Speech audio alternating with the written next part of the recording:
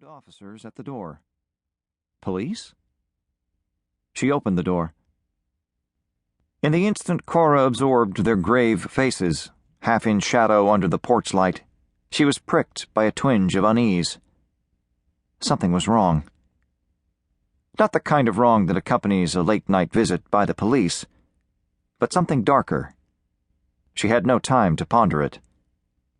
"Sorry to trouble you, ma'am," one of the officers said. "We're checking on the welfare of residents here. Is everything all right?" "Yes, why?"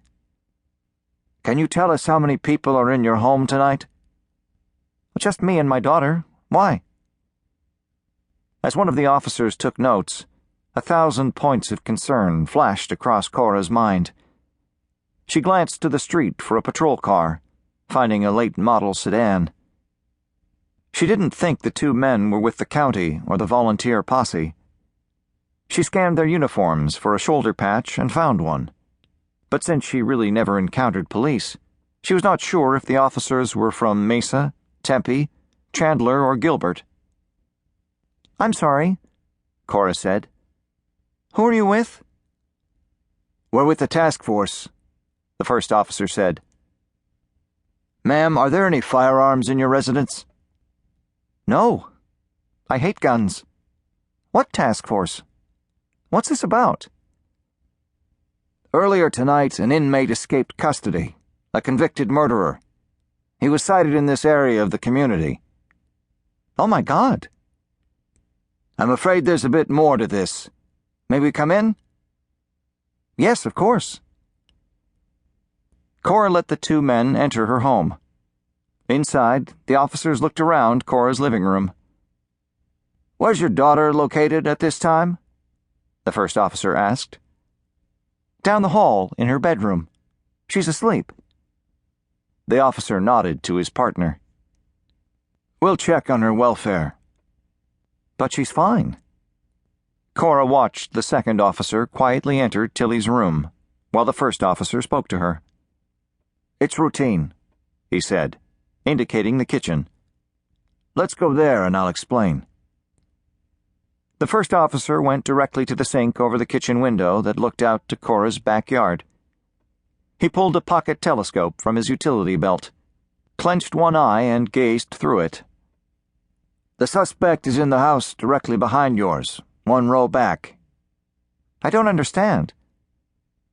The officer turned to her and she noticed a scar running along his jaw. "We're here to help set up a perimeter for the SWAT team," he said. At that point, the second officer emerged, nodded to his partner, and approached them at the sink. "Ma'am?" The first officer offered Cora his scope.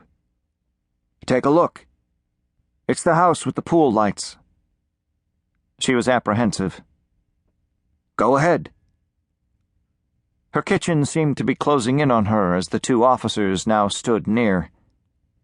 Was this a dream? She took the telescope, raised it to her eye, not sure what she was looking for, when pain shot through her skull.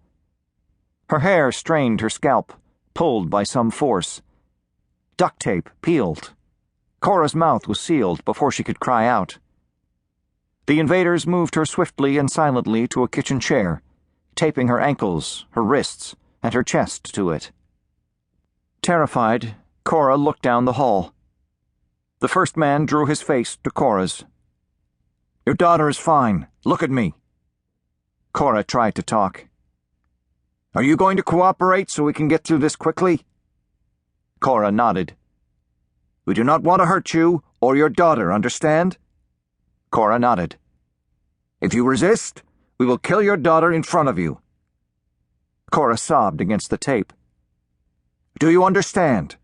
If you cooperate, you survive." Cora understood.